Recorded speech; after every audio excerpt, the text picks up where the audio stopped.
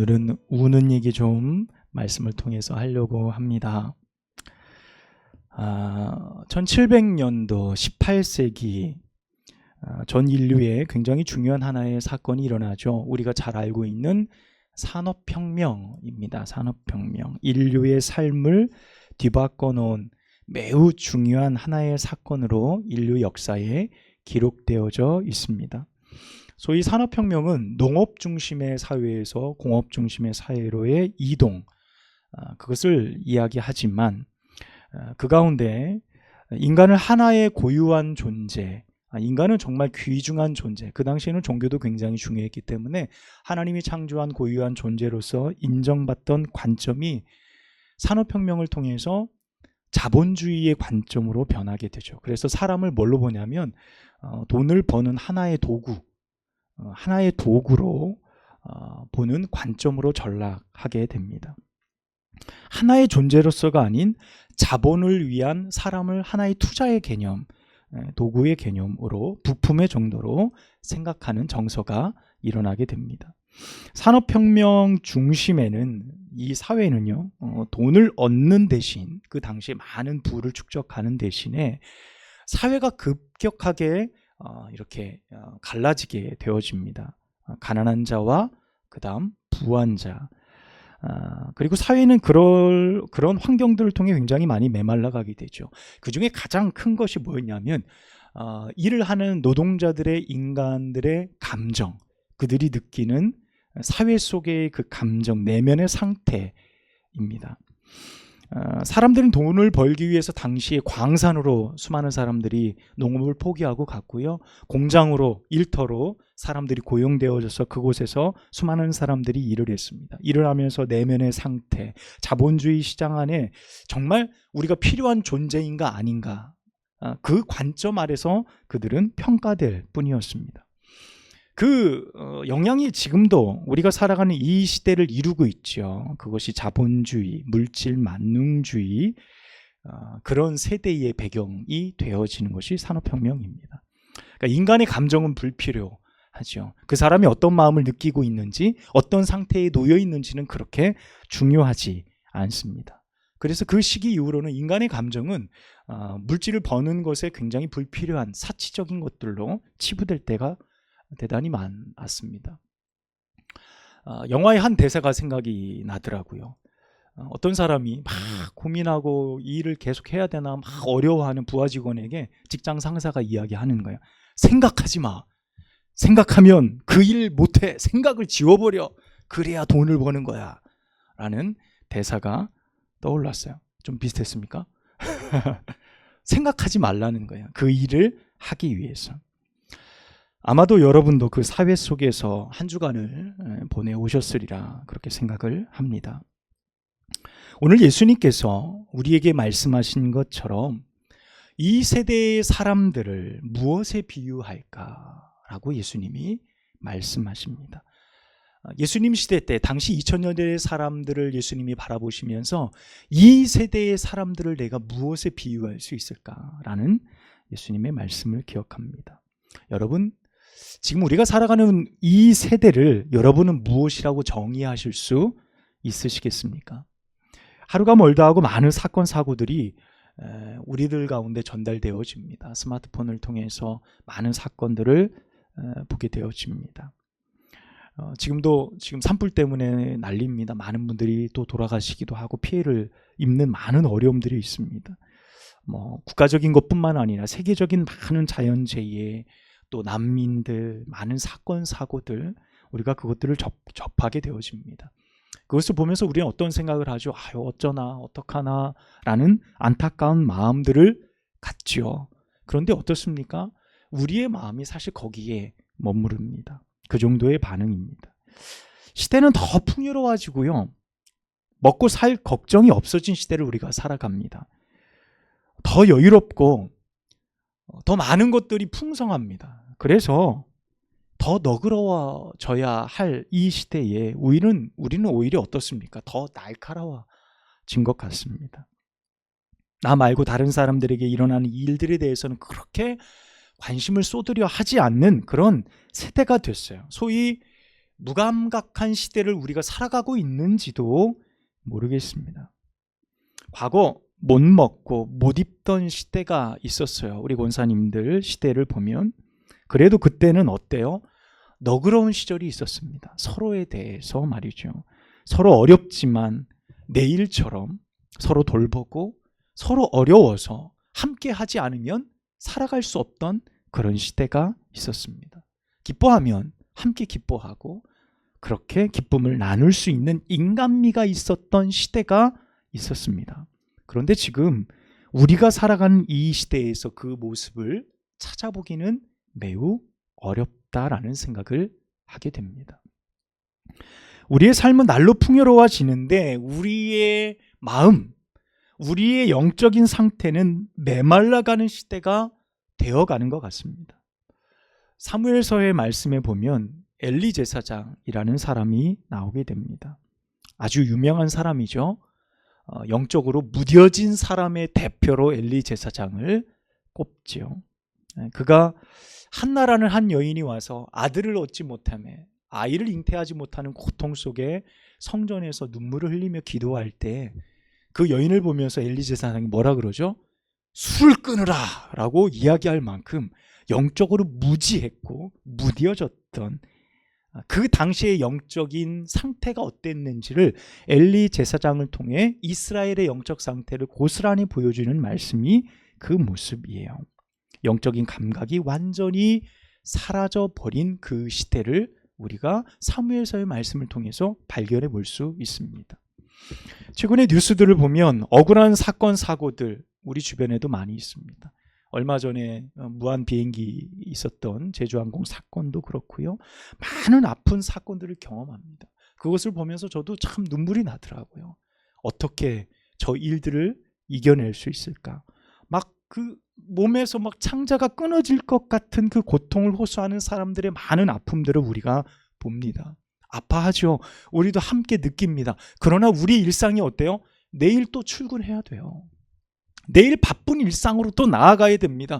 그들의 아픔을 계속 돌봐줄 겨를이 없어요. 생산성이 있는 무엇을 위해서 내 몸과 마음을 소비하러 나아가야 됩니다. 다른 곳에 내 감정을 사용할 여력이 점점점 없어지는 것 같아요. 그래서 알죠. 머리는 알아요. 머리는 알고 있지만, 지식은 있지만 가슴의 뜨거움이 점점점 식어가고 있는 세대를 우리가 살아가고 있습니다. 하나님은 우리를 만드실 때 영과 육이 온전한 존재로 만드셨습니다. 두 가지가 분리될 수 없어요. 그래서 아파하는 모습을 보면 아파할 줄 알고 즐거워할 줄 아는 모습을 보면 즐거워하는 나의 감정을 그대로 드러낼 줄 아는 존재로서 우리를 만드셨습니다. 그런데 우리는 그 마음들을 다 닫아놓고 살아가는 것 같아요. 예전에는 울었는데 울어줬더니 얻을 게 별로 없어. 그래서 굳이 그 사람 감정에 내 마음을 섞고 싶지 않아 라고 말하는 사람들도 있습니다. 어떤 사람들은 내가 힘들기 때문에 감정을 닫아둡니다. 때로는 귀찮아하기도 하죠. 내게 유익되는 것들에게만 관심을 두며 살아가기도 합니다. 여러분, 우리는 이것에서 자유로울 수 있겠습니까? 한 해를 시작한 지 벌써 3월의 넷째 주입니다. 정말 시간이 빨라요. 그 빠른 시간에 우리가 놀라곤 합니다. 여러분, 3월의 넷째 주 동안 무엇 하셨습니까? 무엇 얻으셨습니까? 얻은 것이 돈이요, 잃은 것은 시간이라고 한다면 그래도 성실하게 살아오신 거예요. 그런데 얻은 것은 돈이요, 잃은 것은 신뢰요, 사랑이다 라고 말한다면 여러분, 지금 우리의 삶을 다시 좀 점검해 봐야 됩니다. 여러분, 돈 때문에 내 가족에게 소홀하고 내 자신에게 소홀하며 살아왔던 시기를 보내왔다고 한다면, 내 마음이 딱딱해질 대로 딱딱해서 눈에 눈물을 언제 흘려봤는지 기억조차 나지 않는다면, 여러분, 드라마 보면서 울 일은 있어도요, 내 남편, 내 아내가 수고하는 것이 그저 이제는 익숙하고 당연해지고 어쩔 수 없기 때문에 그냥 넘길 수밖에 없다고 한다면 여러분의 영적인 감각은요, 무뎌질 대로 무뎌진 것입니다. 여러분, 우리가 이 자본주의 사회에서 돈 합니다. 하지만 솔직하게 돈으로 사는 것 아니고요, 돈으로 다 되는 것도 아닙니다. 단지 돈은 우리의 삶에 치중하는 그 비중이 조금 더 클 뿐이에요. 그런데 우리는 돈이 크다는 이유로 나머지 작은 것들을 가치 없게 생각할 때가 많아요. 그래서 작은 것은 희생해야 돼, 큰 것을 위해서라고 우리는 여길 때도 있습니다. 내가 이만큼 수고하고 이만큼 벌어오니까 당신이 집안일하고 애 키우고 직장 다니는 건 너무 당연해, 내가 더하니까. 만약 나의 이런 모습이 나의 가족의 일원에 또는 누군가에게 그런 영향을 미치고 있다면 여러분 잘 생각해 보세요. 내 스스로 인정하는 겁니다. 무엇을요? 돈 벌어오는 기계로 내 스스로 인정하는 꼴이에요. 내가 내 가족, 내 남편과 내 아이와 내 자녀들을 우선하지 않고 그들을 희생함을 통해서 내가 무엇을 얻는 것에 혈안이 되어져 있다고 한다면, 내가 그들의 아픔과 희생에 대해서 조금도 마음에 어떤 울음이나 아픔과 그런 마음들을 전혀 갖지 못한다고 한다면, 여러분, 우리의 현재의 영적 상태는 어떤지를 여러분 스스로 점검해 보아야 합니다. 오늘 예수님께서는 21세기를 살아가는 우리에게 너무도 정확한 말씀을 하십니다. 비유하건대 아이들이 장터에서 서로 불러 이르되 우리가 너희를 향해 피리를 불 테니 너희는 춤을 추어 라고 아이들끼리 놀이를 하는 모습을 비유하시는 거예요. 그런데 피리를 불어도 아이들이 어떻다고요? 춤을 추지 않는다는 거예요. 여러분, 너무나 당연한 건데 당연하지 않아요. 아이들이 피리를 불면 아이들은 더 큰 춤을 추죠. 아이들이 노는 것을 보세요. 아이들이 조그마한 것들을 깨라를 웃으며 노는 그 모습은 어떤 거죠? 당연한 거예요. 아이가 피리를 불면 그 친구는 춤을 추는 것이 어떤 거죠? 당연한 거예요. 그런데 오늘 예수님 말씀에 보면 춤을 추지 않는데요. 우리가 곡을 하고 아픔을 노래하고 아픔을 쏟아낼 때 아무도 함께 울어주지 않는 거예요. 이 시대가 꼭 그렇다라고 말씀하세요. 여러분, 그 말씀의 비유가 우리와 너무 닮아 있지 않습니까? 우리의 마음을, 우리의 상태를, 이 시대를 정확하게 예수님 말씀이 가르쳐주고 있지 않으십니까? 예수님은 이 시대를 살아가는 우리들 이렇게 보고 계신 것 같아요. 너희가 울지 않는구나. 너희가 전혀 울지 않는구나. 너희가 춤추지 않는구나. 삶 속에서 일어나는 모든 감정에 조금도 반응하고 있지 않는구나 라고 말씀하시는 거예요. 여러분, 하나님의 형상으로 우리가 지음받았다는 것은요, 단순히 우리의 형상만, 형태만을 의미하는 것은 아닙니다. 하나님은 우리를 기쁠 때에 기뻐할 수 있고, 아플 때에 아파할 수 있고, 눈물을 흘릴 때에 눈물을 흘릴 수 있는 존재로 우리를 만드셨다는 의미입니다. 예수님이 이 땅에 오셔서 보여주신 것이 어떤 겁니까? 하나님의 형상 그대로 보여주시는 거예요. 아파하시고 우시고 화를 내시기도 하고 기뻐하시기도 했던 예수님의 그 모습을 우리는 그대로 보았지요. 그런데 우리는 그렇지가 않습니다. 나이가 먹어가면서 점점 그 감각들을 잃어버립니다. 이 시대의 문화에도 맞지 않는다고 그 감정을 우리는 받아들이지 않아요. 내 나이에도 어울리지 않는다라고 우리는 그 모든 감정들을 포기하며 살아가고 있는지도 모르겠습니다. 여러분, 그래서요, 오늘 본문 말씀 이어서 말씀인 33절과 34절 말씀에 보면 예수님께서 말씀하시는 거예요. 뭐라고 말씀하세요? 오늘 말씀을 보면 어떻게 되어 있습니까? 세례 요한이 와서 떡도 먹지 않고 포도주도 마시지 아니하매 너희들이 말하기를 뭐가 들렸다고요? 귀신 들렸다. 인자가 와서 먹고 마시매 너희가 말하기를 먹기를 탐하고 포도주를 즐기는 저 세리와 친구가 되는 사람이다 라는 말씀이, 이 말씀이 어떻게 연결이 됩니까? 여러분, 세례 요한이 와서 금식하며 금욕하며 하나님 말씀을 전할 때 사람들이 야, 저 미치광이라고 손가락질했어요. 근데 예수님이 오셔서 죄인들의 친구가 되고 그들과 함께 먹고 마실 때 저 방탕한 존재라고 손가락질했어요. 이 세대가 반응해야 될 때 반응하지 않고 그들의 감정을 오롯이 어디에 쓰는 거예요? 상대방을 비판하는 곳에. 울어야 될 때 울지 않고 그 울음을 사람들을 울리는 곳에, 그들의 모습을 비판하고 꼬집는 것에 수많은 감정들을 쏟아내고 있는 그들의 모습을 예수님께서는 비판하고 계신 것입니다. 아이를 키우다 보면 가끔 잘못을 할 때가 있어요. 특별히 진이를 키울 때 지가 막내인 줄 아니까 셋째라 눈치를 장착하고 나와서 얼마나 눈치를 보면서 지 거를 다 챙기고 형도 이렇게 녹이고 누나도 녹이고 막 그래요. 근데 저나 집사람이나 잘못하는 건 어림없거든요. 셋째고 뭐고 없어요. 혼을 냅니다. 잘못했어요. 뭐 물건을 집어 던졌어. 그럼 이제 혼나는 겁니다. 일리 와. 똑바로 서 차렷. 그러면 차렷 탁 이렇게 차렷해요. 그럼 일단 지가 혼난다는 걸 알고 그때부터 뭘 합니까? 울어요. 일단 눈물이 글썽글썽 닭똥 같은 눈물이 뚝뚝뚝뚝 흘리면서 너 시작도 안 했는데 왜 울어? 하면서 막 혼내면 막 울어요. 혼나야죠. 매를 들어요. 혼나. 엉덩이 몇 대 맞을 거야? 한 대요. 아직 하나 두 개가 안 돼서 이렇게 손가락으로 한 대요. 이렇게 하나 더 내려가고 한 대요. 한 대 맞는다는 거예요. 지금 듣고 있어요. 지 얘기하는 줄 알아. 핸드폰 보다 깜짝 놀랐어요. 지 얘기하는 줄 알아요.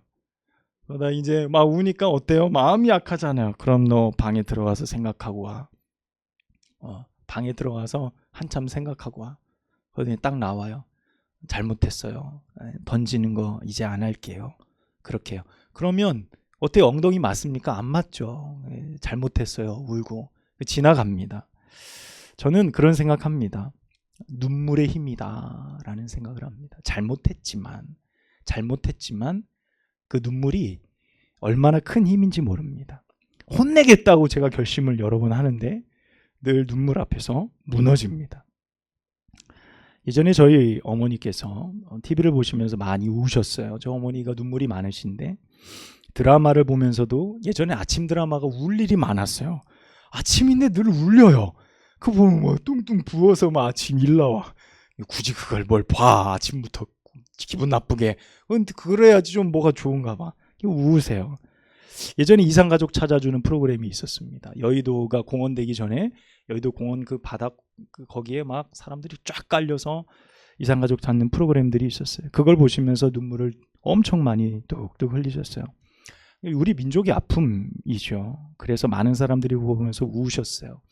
왜 남의 이야기인데 자꾸 우실까? 어렸을 때 어머니 보면서 그런 생각했습니다. 근데 나중에 알게 된 것은 제 어머니의 아버지죠. 저한테는 외할아버지가 어머니를 낳고 어머니가 만 1살 때 6.25에 참전하셨어요. 그리고 나서 돌아오시지 못하고 전사하시게 됐습니다. 그러니까 어머니는 나중에 커서도 혹시 내 아버지가 돌아올까라는 그 마음에 우셨다라는 말을 전해 듣게 됐습니다. 그때부터 저는 그 어머니의 눈물을 좀 기억하게 됐습니다. 어머니가 우시는 그 눈물. 그러면서 나도 목회를 하면서 눈물을 잃지 않는 목사가 돼야 되겠다라는 그런 마음을 갖게 됐습니다. 요즘 TV 프로그램 보면 눈물 흘릴 일이 많지 않아요. 웃을 일이 많죠. 어떻게든 웃고 떠들고 그런 일들이 좋은 프로그램의 시청률을 또 좋은 수익이 되기도 합니다. 그런데 사람들의 마음을 여러분 잘 살펴보면요. 우리를 좀 웃게 해줘. 세상에 웃을 일이 없어. 우리를 좀 웃게 해줘. 라고 말하는 게 아니라 나를 좀 울게 해줘. 라고 말하는 것 같아요. 힘든 일이 있는 이 시대를 잠시라도 잊어버릴 수 있도록 나를 좀 웃게 해다오. 라고 말하는 게 아니라 그 내면을 들여다보면 내가 좀 펑펑 울었으면 좋겠어. 라는 말들을 우리에게 하는 것 같습니다. 여러분 자신을 놓고 언제 울어보셨습니까? 내 자신을 놓고요. 언제 울어보셨어요? 울 일이 없어. 기쁘기만 하다면 그건 삶이 거짓된 거예요. 여러분, 우리의 삶은 기쁨과 슬픔이 반드시 공존할 수밖에 없습니다. 단지 울어야 될 일을 감출 뿐이죠. 남자는 태어나서 몇 번 운다 그러죠? 3번 운다 그러는데 대단히 불행하죠. 어떻게 3번만 울겠습니까? 그것처럼 불쌍한 일이 어디 있겠어요? 마음 놓고 울지 못한다는 것이 얼마나 안타까운 일이겠냐는 겁니다. 제가 학생 시절에 저녁에 교회에 가서 기도하는 것을 참 좋아했습니다. 밤 9시, 10시 상가교회에 들어가면 불 안 켜고 들어가면 캄캄했어요. 그때는 교회마다 다 커튼을 쳤기 때문에 앞에 누가 있는지 잘 보이지 않습니다. 강대상 맨 앞에 가서 기도를 했습니다. 어느 날 기도하는데 누가 문을 열고 들어오는 거예요.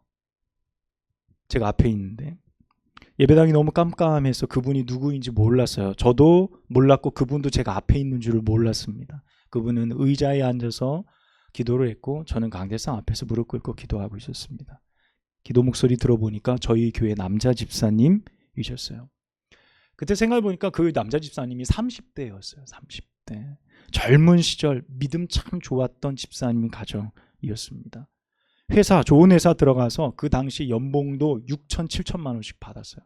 지금 30년 전 얘기입니다. 30년 전. 많은 사람들의 선망, 우리 학생들에게는 정말 인꼬부부 너무 좋은 선망이 되지. 야, 나도 나중에 커서 저런 집사님 가정을 이루어야지 라는 마음이 되는 그런 대상이었던 분이에요. 근데 그분이 그 저녁 때 와서 아무도 없다고 생각하고 당신이 기도하세요. 기도하는 내용은 이거였습니다. 회사에서 그리스도인으로 살아가는 것이 너무 힘들었던 거예요. 맨날 회식에 술 마셔야 되고 사람들 접대해야 되고 두렵고 그렇게 살아가는 삶의 무게, 신앙과의 부딪힘, 그것을 잘 지켜내지 못하는 내 자신, 믿음이 점점 떨어져 가는 내 모습을 보면서 그분이 펑펑 울면서 기도하는 거예요. 그 기도의 목소리가 지금도 들립니다. 한참을 우는 거예요. 뭐 기도 내용 별거 없어요. 막 우는 거예요. 그냥 막 우는 거예요. 겉으로 보기에는 너무 잘 나가는 믿음 좋은 집사님의 모습이었어요. 그런데 그 마음 속에 있는 깊은 고뇌, 하나님 앞에 나와서 펑펑 우는 그 모습, 한참 울다가 돌아가셔서 저는 찍소리도 못 내고 가만히 있었어요. 기도하는데. 저렇게 부러울 것 없는 분이 울며 기도하는 모습, 저한테는 학생 때 굉장히 큰 충격이었습니다. 그 뒤로 몇 번 그 밤에 그 집사님의 기도를 들을 수 있었습니다. 저는 그 집사님이 돈이 아닌 눈물이 필요했다라고 생각해요. 그 눈물이 그 집사님을 다시 살아갈 수 있게 힘을 주었다고도 생각합니다. 여러분, 우리의 마음은요, 우리의 마음의 짐은 울 때 풀어지죠.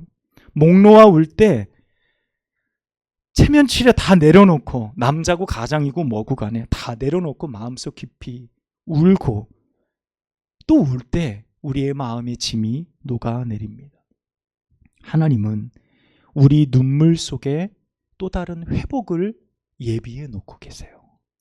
우리가 울 때 우리의 삶이 무너지는 것이 아니라 우리가 회복되게 되어져 있습니다. 그래서 하나님은 우리에게 울으라 라고 말씀하세요.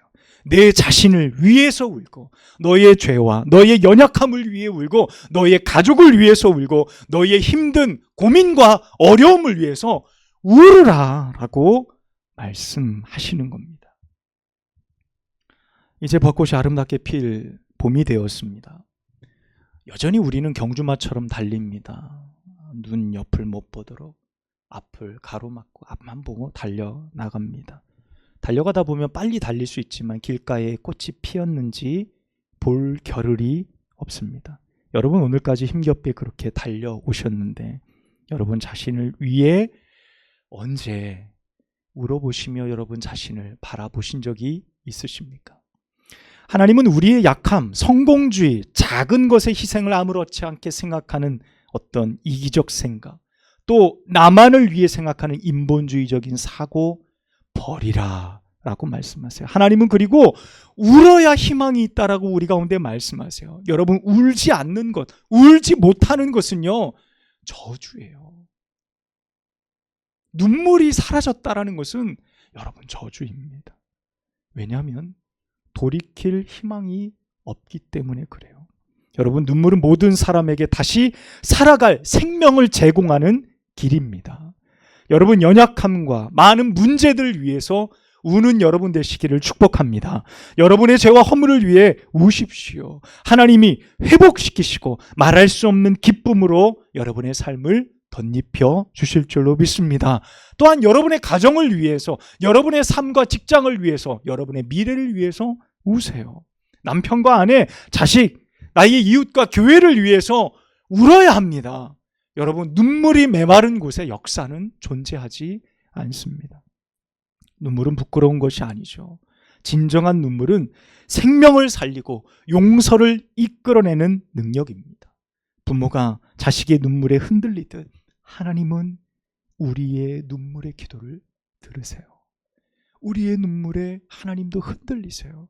하나님 도와주십시오. 하나님 살려주십시오. 우리의 눈물을 하나님께서 외면하지 않으십니다. 우리가 잘 알듯 과거 농촌에는 펌프질하는 물 수도가 있었어요. 저도 어릴 적에 그 물이 있었습니다. 한여름 되면 빼짝 말라 옆에 뜨거운 다라에 물이 한가득 담겨 있었습니다. 물을 푸기 위해서는 거기에 물 한 바가지를 집어넣고 펌프질을 할 때 컥컥컥컥 하면서 물이 올라옵니다. 더 빨리 올라오려면 물 한 바가지를 더 부으면 더 빨리 올라오게 되어졌습니다. 우리는 그 물을 마중물이라고 부릅니다. 마중물은 더 많은 물을 부르는 가장 큰 역할을 하죠. 여러분, 눈물은 마중물과 같아요. 그 작은 눈물이 우리의 삶에 하나님의 놀라운 능력을 일으켜내는 마중물과 같은 역할을 하는 것입니다. 그 한 바가지 마중물과 같은 눈물, 그 눈물이 여러분의 삶에 늘 흘려지기를 주님의 이름으로 축복합니다. 하나님 앞에 많이 울고 크게 울고 마음껏 우는 우리들, 그 눈물, 그것이 우리의 병든 마음, 우리의 영혼을 치유하고 회복시켜 줄 줄로 믿습니다. 여러분, 여러분의 삶이 부족합니까? 한심스러우십니까? 연약합니까? 고민이 많으십니까? 여러분, 우십시오. 그저 하나님께서 내게 느껴지는 대로, 나를 창조하신 그 모습 그대로 여러분, 내가 살아온 연륜 내려놓고 경험 내려놓고 그저 눈물을 보이십시오. 이미 치유가 시작될 줄로 믿습니다. 왜냐하면 하나님이 그 눈물을 보시기 때문입니다. 그리고 결국 그 눈물을 외면치 않으시고 하나님께서 일하실 것이기 때문입니다. 기도하겠습니다. 생명의 주님, 오늘 이 한마음 교회 공동체에 주신 귀한 말씀 우리로 듣고 깨닫게 하시니 감사합니다. 주여, 우리의 삶의 모든 문제를 놓고 하나님 앞에 울며 기도할 수 있는 저희들 되어지도록 인도하여 주옵소서.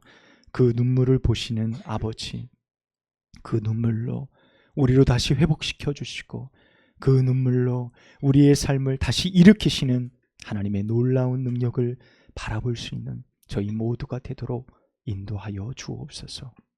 예수님의 이름으로 간절히 기도하옵나이다. 아멘.